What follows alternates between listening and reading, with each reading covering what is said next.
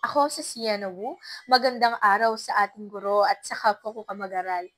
Sa bawat pag-ulan, ang baha ay hindi lamang unos, kundi paalala kung paano pinamamahalaan ang kaban ng bayan.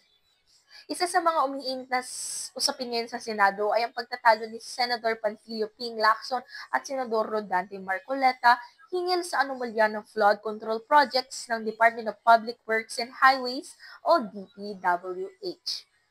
Si Marcoleta ay dating kongrehista at dating chairman ng Senate Blue Ribbon Committee at siya rin ang nag-umpisa ng investigasyon umano'y sa katimulian ng flood control projects. Pinaltan siya ni Senator Ping Lacson bilang bagong chairman ng committee.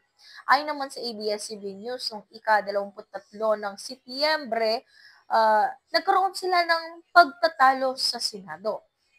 Nagsimula ito ng tanongin ni Senator Marcoleta sa Senator Ping Lacson kung dapat ba siyang gumawa ng judgment bilang chairman ng committee hinggil sa mga testigo.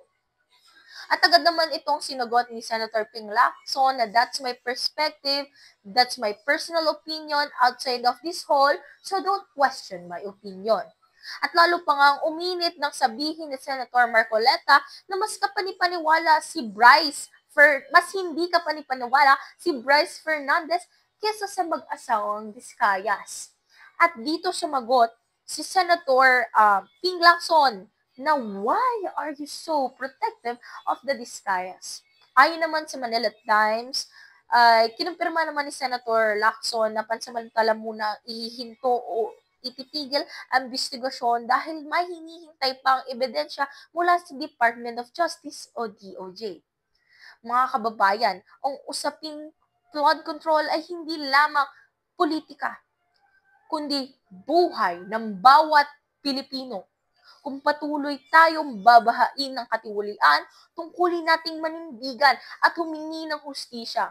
Huwag tayong pumayag na malunod sa putik ang katotohanan. Tungkulin nating kumilos para sa tunay na pagbabago. Maraming salamat po.